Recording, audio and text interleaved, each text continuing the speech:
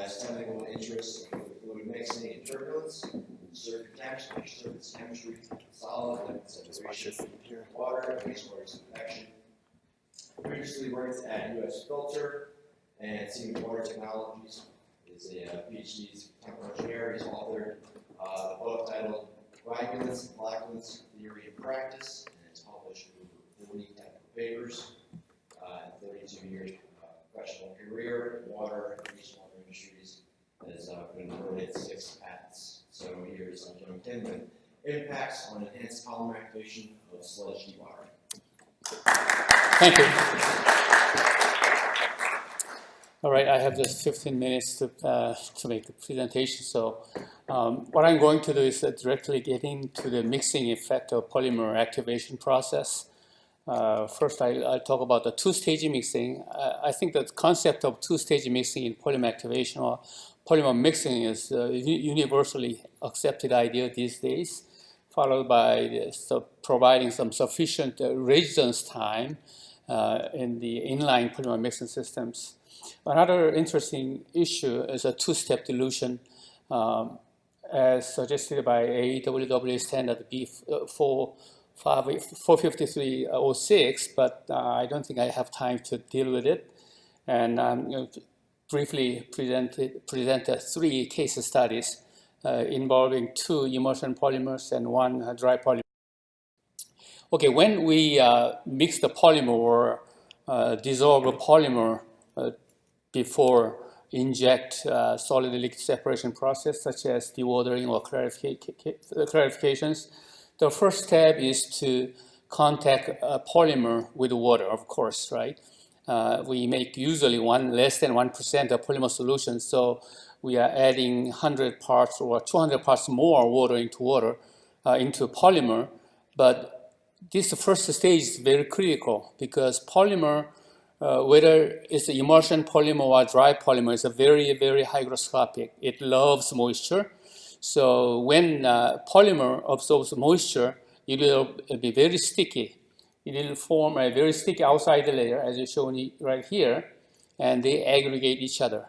And easily, we call this polymer aggregates as a fish ice. And so once fish ice formed, it is very difficult to dissolve a polymer encapsulated in the fish ice. And the second phase is, of course, the dissolution or uncoiling of this long-chain polymer molecule from this polymer phase. And this is the so-called dissolution stages. And of course, it takes time. So basically, two-stage mixing consists of very high energy mixing to prevent the fisheye formations in the first stage, followed by the low energy mixing to protect the uncoiling polymer molecule coming out of polymer phase. This two-stage mixing, among two-stage mixing, the first stage is very much more critical than second stage uncoiling stages because of this relationship. Dr. Tanaka is a professor of the physics department at MIT. He did a lot of research works on water-soluble polymers in the 1970s and 1980s. One of his earliest publications shows that the polymer dissolution time is proportional to the square of the polymer size.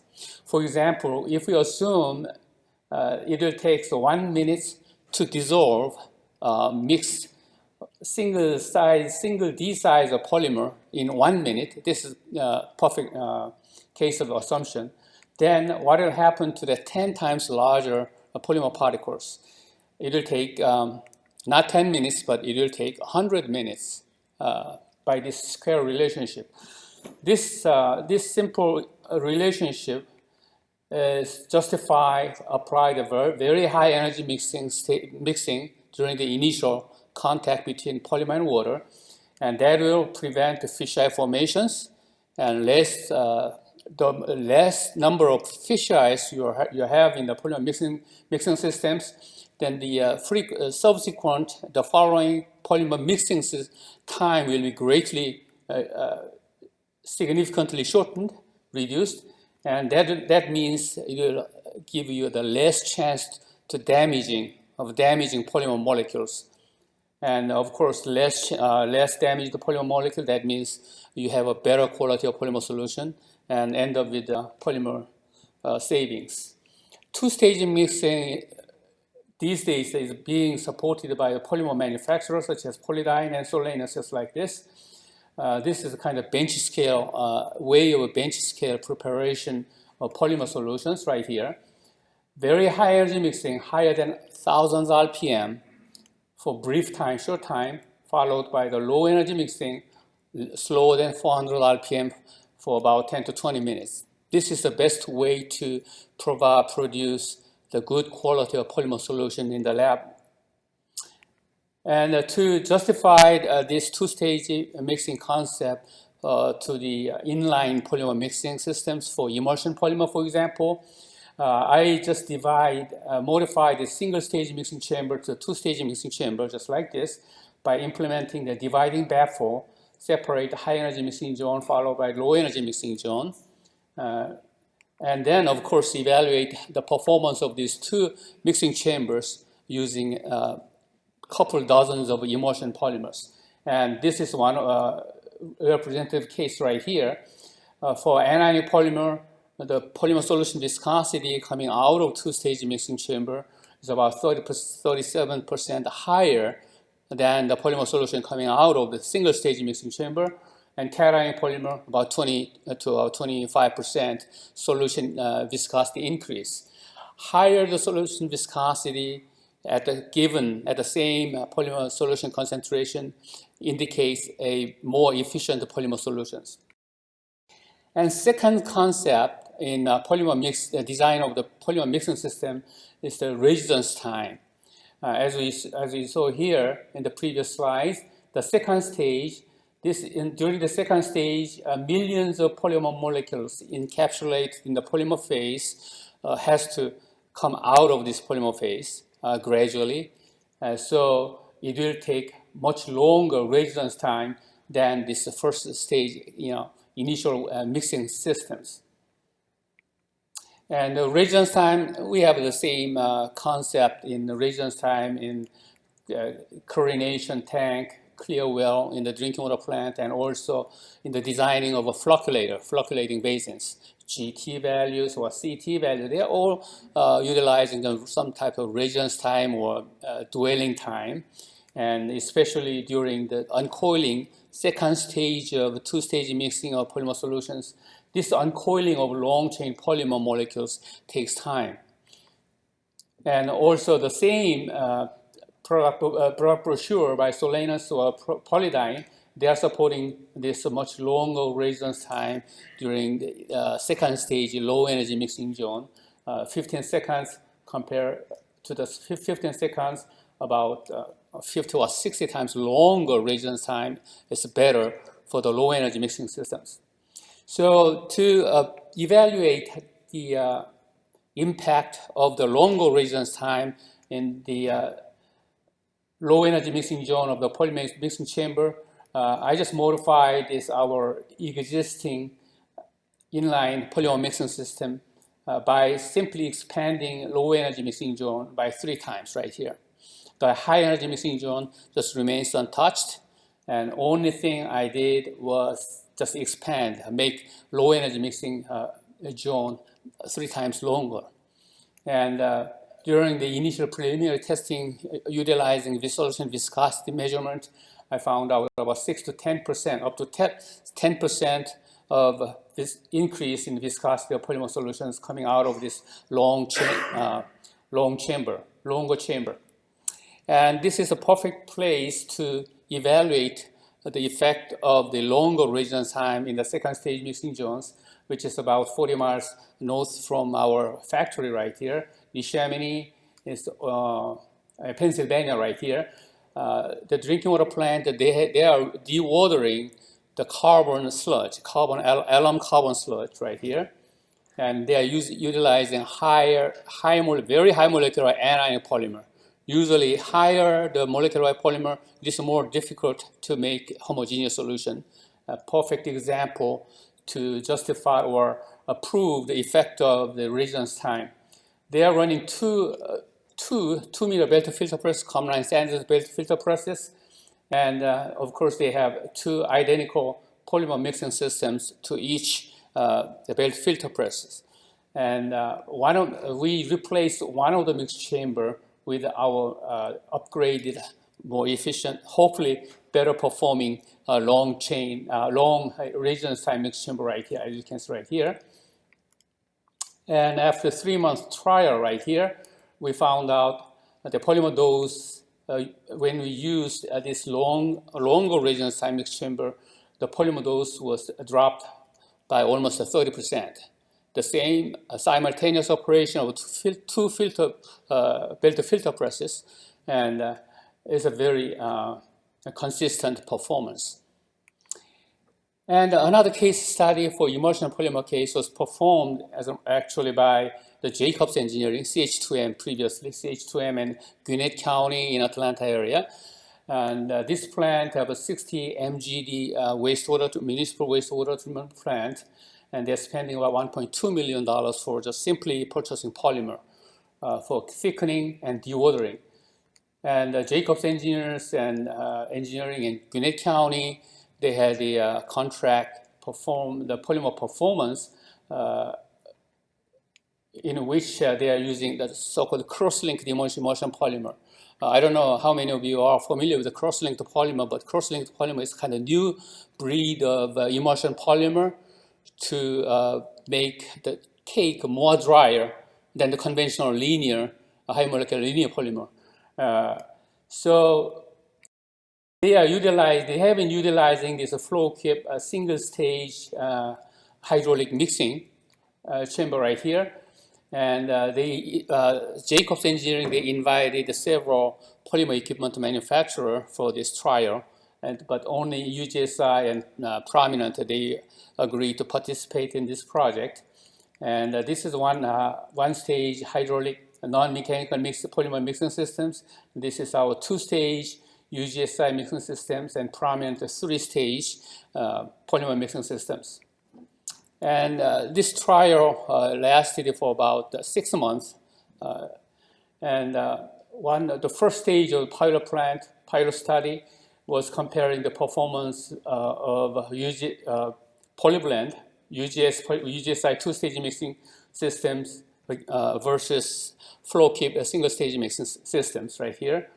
And as you can see right here, 2-stage mechanical mixing systems requires just about 25% less polymer and also better concentrate quality, much less concentrate TSS right here. And Prominent system, the second stage of pilot studies, it also produced better performance, about 10% less polymer dosage required, but the concentrate TSS is a little higher than the flow kip equipment. So this pilot project performed by Jacobs Engineering in Gwinnett County actually proved that this 2-stage or 3-stage mechanical mixing is better than single-stage mixing systems. A dry polymer system actually requires the same concept, 2-stage mixing. And again, this first stage of polymer mixing, dry polymer mixing, it requires also very high energy initial wetting right here. And the first stage initial wetting actually can be achieved by about 3,450 RPM mechanical mixing systems, but and resonance time is less than 0.5 seconds. Because it's so high mixing intensity, we just minimize the dwelling time right here. And only purpose of this first initial wetting stages is to prevent fisheye formations. And of course, second stage is we have to provide uniform and low intensity mixing systems. And this is the case 3 for dry polymer mixing systems, comparing conventional dry polymer mixing systems against the mechanical mixing systems with the 2-stage mixing concept. The Fairfield-Suisun wastewater treatment plant about 40 miles north of San Francisco. They are using FKC screw press for dewatering. And when we tried our dry polymer demo unit, a very small thing, about 2 360-gallon mixing tanks on the demo trailer, and we found about 25% less polymer required against these conventional systems. So the plant decided to replace the existing conventional pneumatic initial weighting systems with ours. This is old spec of the old systems, but two 4,600-gallon mixing and aging tank with two 1,000-gallon two mixing tanks. So the two mixing tank operates flip-flop sequences right here. And if you compare the mixing time, 60 minutes with a conventional system, and 30 minutes mixing time was required, and also aging is almost unnecessary. And this is the 1 year operational data after they replaced with new two-stage mixing and mechanical systems right here. Compared to their previous 4 years performance, yeah, they end up with savings about 42%. They use almost 40% less polymer to achieve the same cake solid, and at the same time, they could push the salt in a sludge by almost 18% right here. So by simple manipulation of the designing of more efficient polymer mixing systems, actually you could end up with a very good in economically or performance-wise. So polymer is a very narrow, very small process compared to the whole wastewater treatment plant, but still efficient polymer mixing or polymer activation really give us a good benefits, much more than we expect. All right, that concludes my presentation.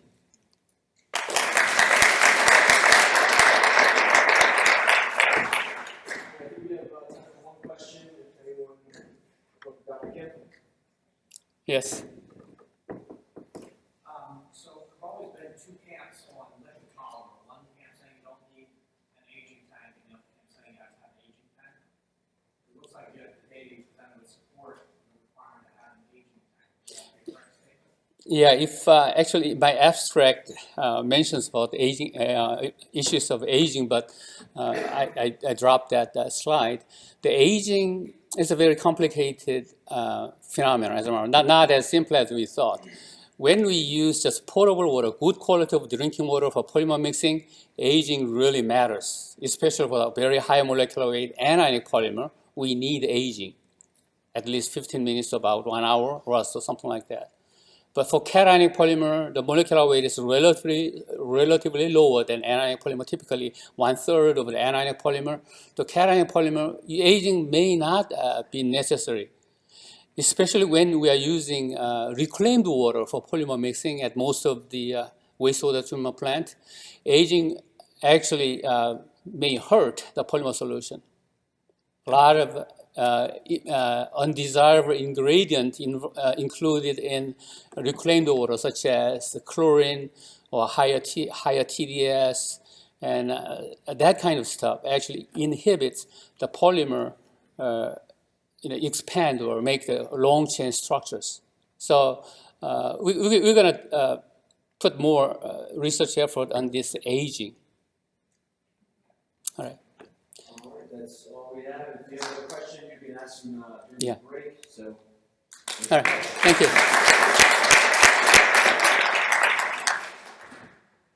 Back in 15, right? yes, that's 15 minutes. I think we have questions. I think there's cookies and stuff up there.